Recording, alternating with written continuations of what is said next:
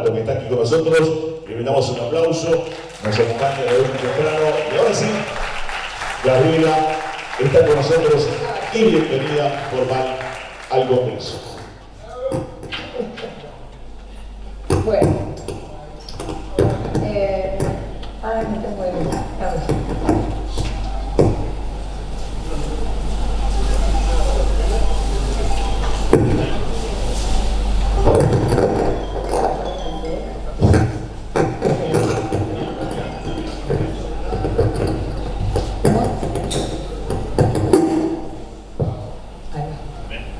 Nos estaban matando a todos, ¿no?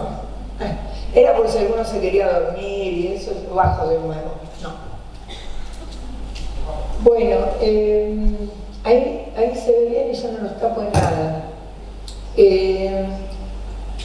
Bueno, buenas tardes a todos. Qué lindo, Raúl, poder hablar un poquito de historias de vida, de situaciones con las que nos hemos ido encontrando a partir no solo de la praxis, de la clínica, sino de una investigación que les voy a presentar hoy y que están absolutamente relacionadas a esto que hablaba hoy Raúl, ¿no? A estas situaciones de estrés donde se crían, donde crecen muchos, pero muchísimos de los jóvenes, de los adolescentes y de algunos niños con los que nos encontramos a diario en el trabajo.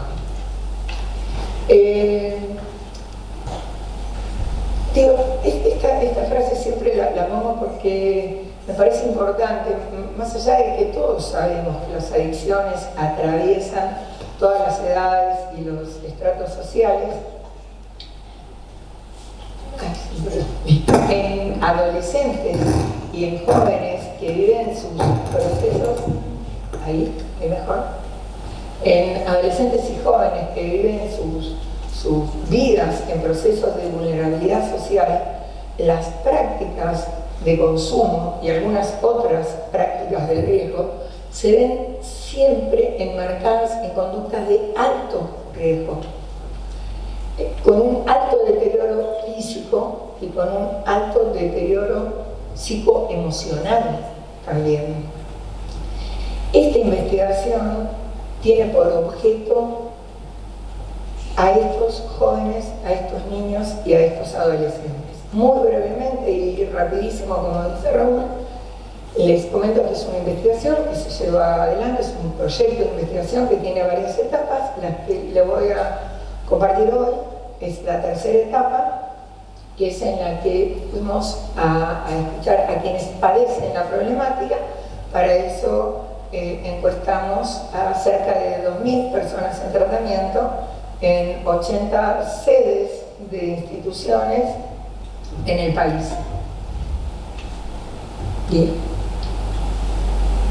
Y a medida que les vaya comentando las características, lo que fuimos encontrando, yo les voy a pedir que cada uno de ustedes se vaya imaginando a esta persona a partir de cada uno de los datos. Datos generales, primero de la muestra es la población con la que nos encontramos cuando fuimos a hacer la encuesta. 87% hombres, 13% mujeres. Esto no refleja en absoluto la cantidad de mujeres que consumen en nuestro país. Sí refleja las que acceden a tratamiento, pero no las que consumen. Tema de algún otro encuentro tal vez. Uno de los primeros datos muy importantes es la edad. ¿Con qué edades nos encontramos? Había un amplio abanico etario que iba entre los 12 y los 65 años. Ahora, más de la mitad de la muestra, o sea, más del 50%, tenía hasta 25 años. Población joven. En estado civil, solteros, amplia mayoría, 8 de cada 10 eran solteros, sin embargo, con muchos hijos. ¿Por qué este es un dato importante a la hora de pensar también en la crianza de estos niños en hogares con 1 o 2 de sus progenitores bajo una situación de consumo de sustancias psicoactivas, de adicción. Para pensar en políticas, en acciones, en estrategias. Hablaba Raúl hoy de los niños que se crían sometidos a estrés. Uno de los módulos de esta investigación apunta a los escenarios de crianza.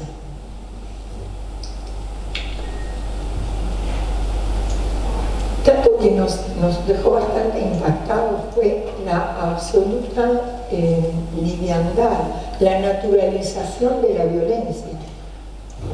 El 61% de las personas encuestadas había recibido castigos físicos, trompadas, cachetadas, patadas.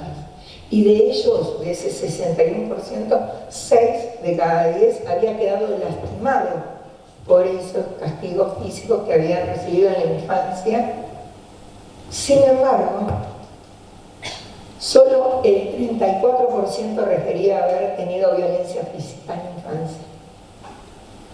Ahora, cuando después, en otras preguntas, 2 o 3 preguntas después, le preguntamos: ¿alguna vez te pegaron, te trompearon, te cagaron a patada y quedaste lastimado por eso en la infancia? El 61%. Entonces, casi dando por sentado que la violencia, la mitad de los que sufrieron esta violencia daban por sentado que eso no era violencia.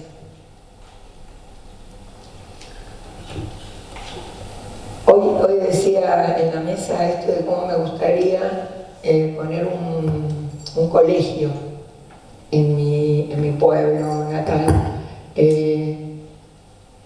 Tendría que ser una primaria, Pablo, no un secundario. En el 33% de los casos había familiares privados de libertad en el hogar. En primer lugar, tíos, primos, hermanos y padre, en ese orden de repitencia. Tratemos de imaginar, les vuelvo a recordar, por favor, tratemos de ir imaginando a esta persona. Construyamos a este ser acá. En el 50% de los hogares había armas de fuego.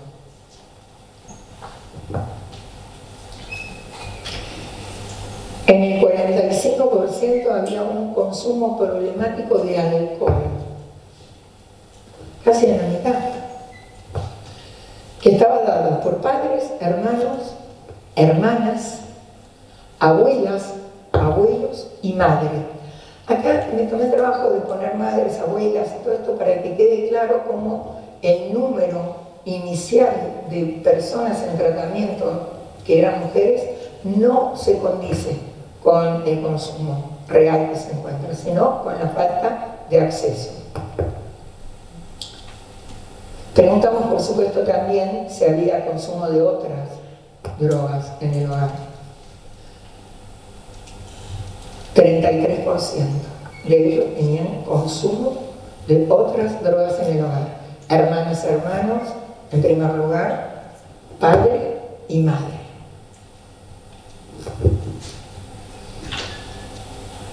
Preguntamos si había consumo de drogas en el grupo no conviviente. Primos, tías, hermanas, hermanos y padres. En casi la mitad, 46% de las personas encuestadas referían que había consumo de droga en familiares no convivientes.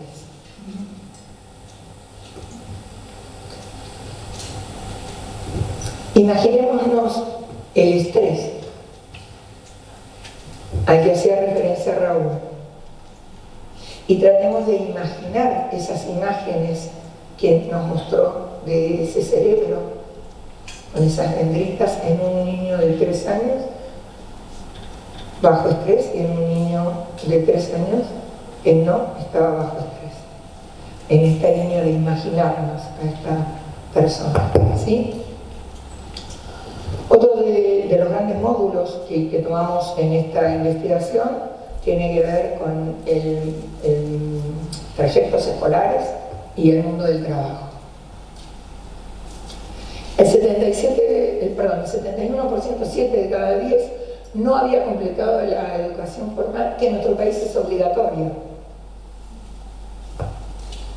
Y de los que tenían hasta 18 años, y esto es lo que que empezamos a prestar atención a las edades, este número subía 14 puntos. El 85% no había terminado la educación formal obligatoria en nuestro país. Cuando preguntamos las causas por las que no habían terminado el colegio, en primer lugar, consumo de sustancias.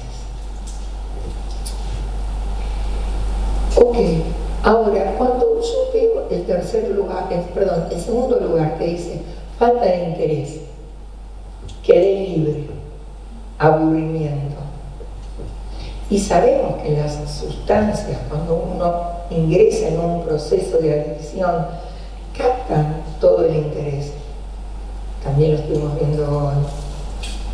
Podemos pensar que algo hay que hacer con esas currículas, con lo cual yo creo, estoy de acuerdo. Pero también podemos pensar qué incidencia ha tenido el consumo de sustancias en esa pérdida de interés, en ese quedé libre, no fui.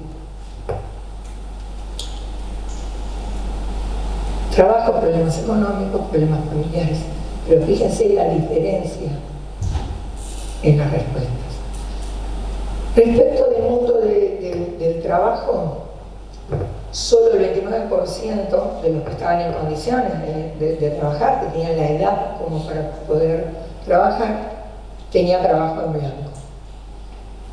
El 27% no trabajaba, el 25% tenía algún trabajo en negro, que confundían bastante entre el trabajo en negro y changas, que respondió el 15%.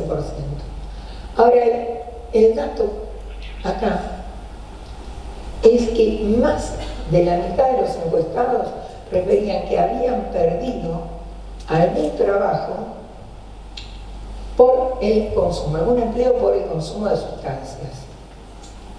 Porque se quedaron en la noche y no fueron, porque no porque estuvieran consumiendo en el trabajo, que también ha sucedido y por eso lo perdían, sino por el tipo de vida que desarrolla aquel que tiene una adicción. Y acá, por ahí, me gusta citar a uno de los autores con los que me encontré cuando empezamos a hacer esta investigación, que es Margulis, y Margulis habla de una triple exclusión. Él dice que ahora fuera de la enseñanza, lo tenemos ahí, de la capacitación laboral, de la esperanza en la propia vida. Queda fuera de estas instituciones socializadoras, la escuela, quedan afuera. El 85% de lo que tenían hasta 18 años. El trabajo y a veces la familia, vimos los escenarios. Y Margulis se pregunta, ¿qué queda para ellos? ¿Qué queda? Les pregunto yo a ustedes, para esta persona, para esta personita que nos estamos imaginando.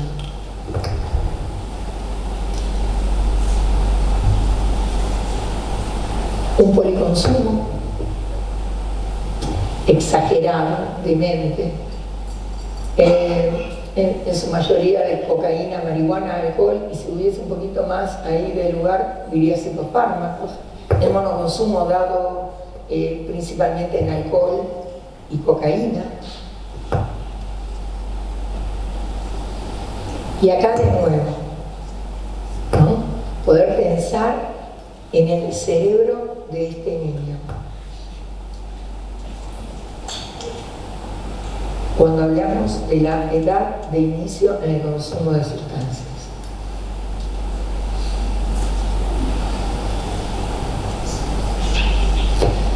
¿Ven donde inicia la curva en 7?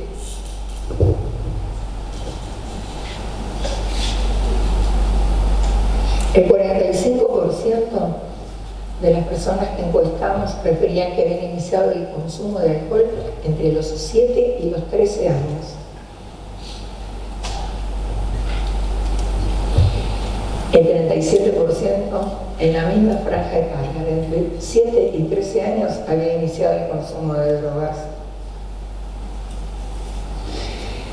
Entonces ya teníamos un cerebro que había sido expuesto a estrés, y a ese cerebro que no ha madurado aún ingresan sustancias. El cerebro de un niño que es impactado por la sustancia sufre un rapto. Hablaba Claudio Greco hoy a la mañana de esto. No sale indemne de esa experiencia. No, aunque sea una sola vez, no es un consumo no problemático, recreativo. Es hackeado en su desarrollo evolutivo.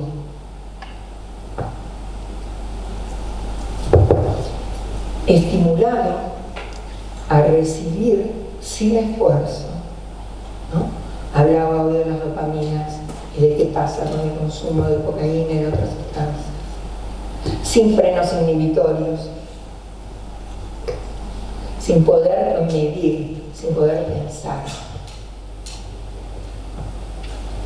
Los que llevamos algunas décadas encima recordamos, no sé lo que quiero, pero lo quiero ya. La inmediatez. Ya quiero consumir. Ya quiero esto. Ya quiero esa zapatilla. Ya me quiero ir a la joda. Sin esfuerzo.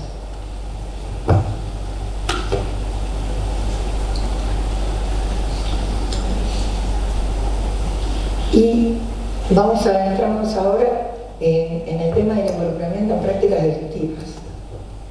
Por eso es tan importante que tengamos en cuenta de quiénes estamos hablando, quiénes nos están contando esto. Estos mismos chicos que crecieron en este hogar, que tuvieron esa experiencia en el trayecto escolar y que a la hora de ingresar al mundo del trabajo no lo pudieron hacer o duraron muy poco. Estos mismos que padecieron violencia, que naturalizaron. 7 de cada 10 referían que habían tenido algún hurto, robo intrafamiliar común ya desde hace décadas, cosas que veíamos hace mucho tiempo. Pero preguntamos también las prácticas delictivas fuera del hogar. Y las preguntamos adrede para poder separar unas de otras. En la población total, entre estos que tenían entre 12 y 65 años, 6 de cada 10 refería que había cometido algún tipo de delito fuera del hogar. La mayoría de los casos, ese delito era robo. Pero eso eran los casi 2.000, población total. Si hago un recorte etario corto y tomo nada más que los que tienen hasta 25 años, empiezo a ver cómo sube el porcentaje. 12 puntos. Población total, 6 de cada 10. Y si tomo solo los que tenían hasta 25 años, 75. ¿Y qué creen ustedes que va a suceder si tomo los que tenían solo hasta 18 años? Sí. Aumenta. 84% de los que tenían hasta 18 años en el momento de llevar adelante esta encuesta refirieron haberse involucrado en alguna práctica delictiva fuera del hogar. Y podemos ver claramente cómo el recorte en la franja etaria a menor edad aumenta el involucramiento en prácticas delictivas.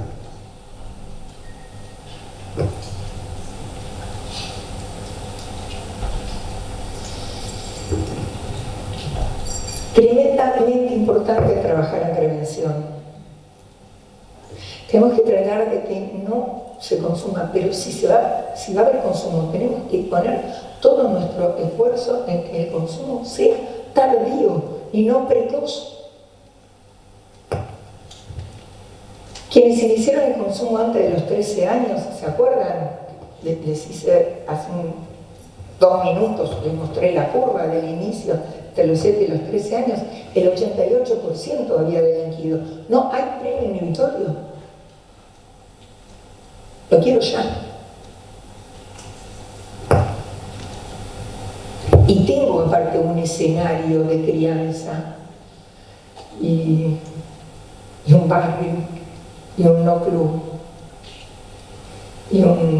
y un no otro referente que me amó o que pudo transmitir, que me amaba porque también me amaba, pero no pudo transmitir, que sumó el 88%.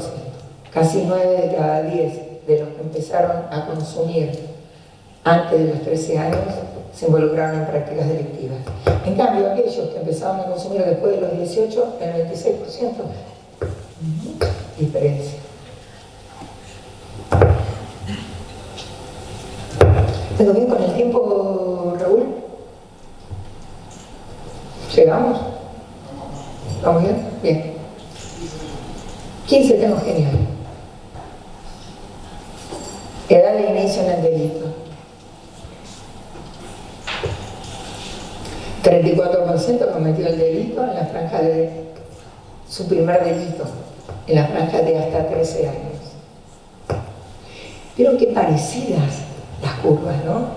En la edad de inicio en consumo de alcohol, la edad de inicio en consumo de drogas, que hace años, en los finales de los 80, cuando empezamos a trabajar, había un tiempo, unos años entre que la persona empezaba a consumir drogas y luego, empezaba a consumir alcohol y luego 3, 4 años después daban el inicio del consumo de sustancias, si lo había. Acá era pegadito.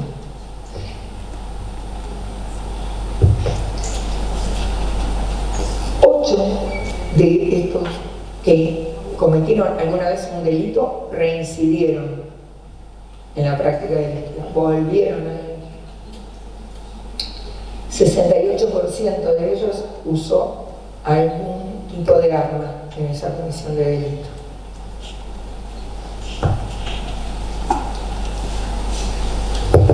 Y 6 de cada 10 estaba bajo efecto de alguna sustancia al cometerlo, lo cual no quiere decir que hayan cometido el delito porque estuviesen bajo esa sustancia. El dato es, estaba bajo sustancia. Formaba parte de un gran combo, todo.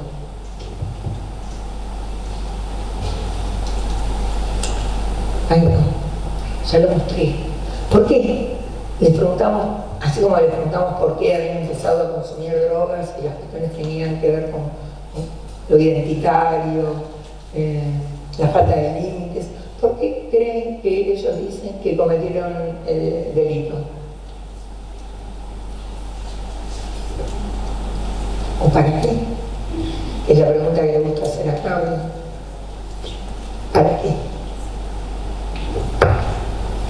Para comprar droga. Indiscutible, primer lugar, más del doble a la segunda respuesta, en repitencia, para comprar drogas. Por cuestiones de identidad y pertenencia, que también se dan en el inicio, en el consumo de sustancias, y que tienen que ver claramente con la franja etaria en la que esto sucede, el ingreso a la preadolescencia y la adolescencia, la necesidad de pertenecer. Ahora voy a compartir con ustedes algunas frases de ellos que me gusta traer la foto, los verdaderos protagonistas de estos datos, de esta investigación, no somos las personas que lo llevamos a cabo, sino ellos, los que respondieron. Tener mis cosas, divertirme, para proveerme, pero en primer lugar de lo que me quiero proveer es de drogas.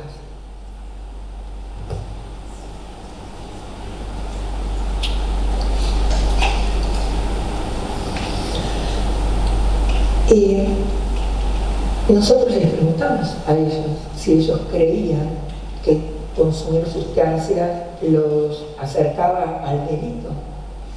¿Y por qué? ¿Por qué sí y por qué no? Casi 8 de cada 10 responde que sí. Y acá es donde quiero compartir con ustedes algunas frases. Ay, no sé de qué pena. Porque el ámbito te lo impone, porque es parte de la moral del drogodependiente. Si no robás, no perteneces al grupo. Y lo que menos querés es no pertenecer. Tendremos que ver qué lugares de pertenencia le vamos a dar a estos chicos, ¿no?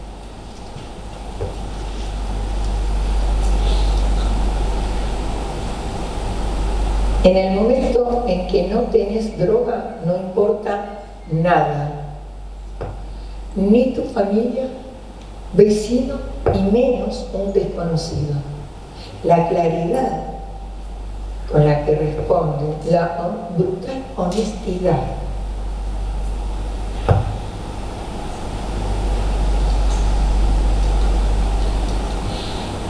Porque las drogas me despertaron una maldad que yo no tenía. Está hablando del lóbulo frontal, ¿no? Claramente.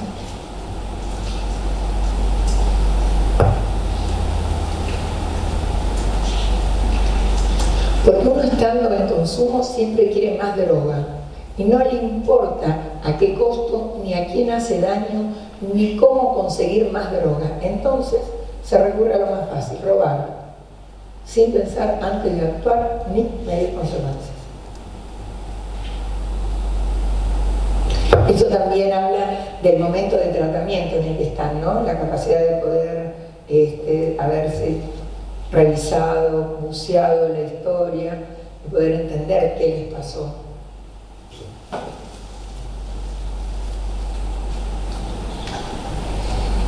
Y esta que a mí me parece que es tremendamente sabia. Cuando la droga pasa de ser una elección a ser una necesidad,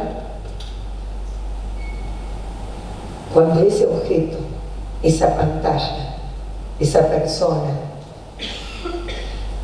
pasa de ser una elección a ser una necesidad, estás dispuesto a hacer lo que sea.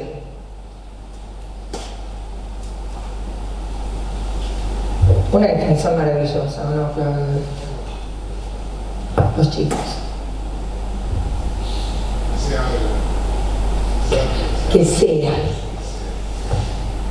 Hacer lo que sea.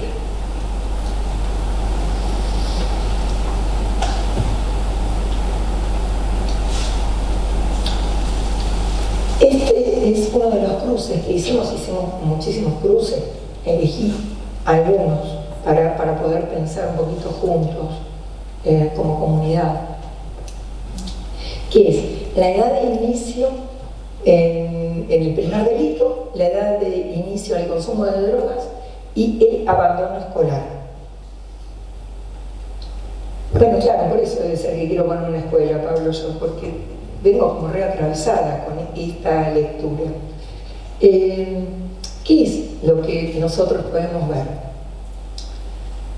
A ver si los ayudo un poquito a leer el cuadro. El inicio del consumo de drogas, está en colores muy parecidos, acá no se estaría viendo demasiado, pero el inicio en el consumo de drogas, voy a cruzar a volver con esto, a ver, es este, ¿sí? Ahí lo vemos. Inicio del consumo de drogas, hay que seguir la curva. Después, ¿qué viene? El primer delito, color azul. Y por último, el abandono escolar. ¿Qué nos estaría indicando este cruce de edades que hacemos? Que el inicio del consumo de drogas y el involucramiento en prácticas delictivas ocurren con la persona, con el pibe, con el gurí, estando en la escuela. Entonces, la escuela se convierte en un maravilloso instrumento de protección. Es acá, en la escuela, es la última contención que puede tener este pibe, este gurí, antes de que las contenciones tengan que ver con una guardia hospitalaria, la cárcel, en el mejor de los casos, un tratamiento o la muerte.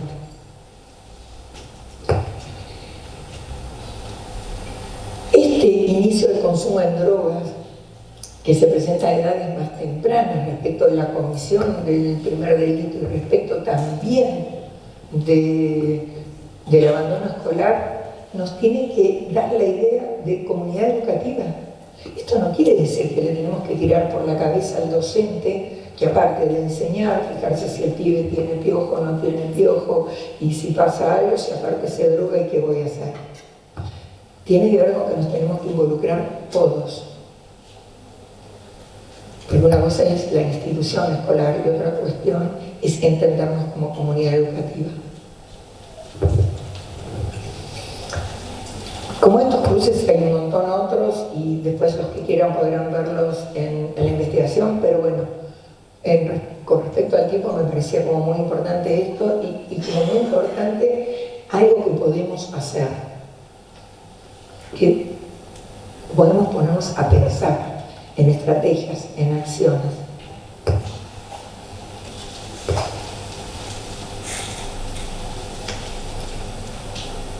Para cerrar, voy a parafrasear a Míguez. Pibe chorro no se nace, se hace. Y el proceso por el que se llega a hacer resulta de la interacción de estos factores que estuvimos viendo. No es que nació chorro, no es que nació malo. Una interacción de situaciones, de vivencias, un proceso que condujo a esto. En la misma línea es que pensamos que se necesitan abordajes integrales, que necesitamos más escuelas, que necesitamos más clubes, que necesitamos campañas de prevención, que necesitamos centros de tratamiento al alcance de todos. Hoy hablábamos de eso, Nito, ¿verdad? Una mesa.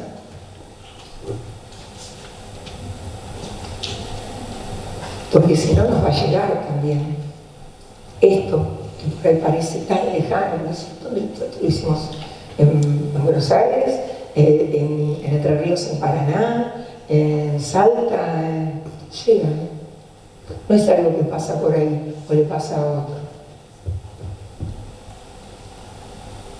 Y para ir ya cerrando, quiero compartir con ustedes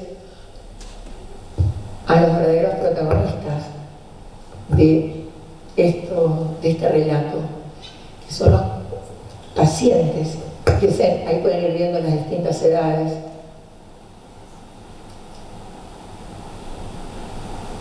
que nos brindaron un pedacito de su historia, porque conectaron, como el ejercicio que hicimos hoy, ¿se acuerdan?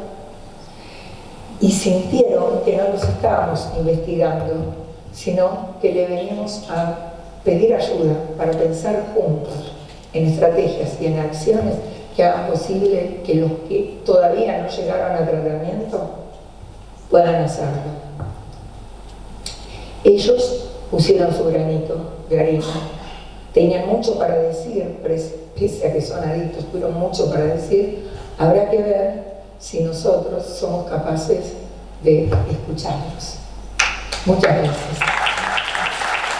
Gracias por la presencia en el canal con nosotros en el 7º Congreso Provincial de Adicciones, técnica de adicciones Gabriela Inamorando. Muchas gracias por estar aquí con nosotros disfrutando.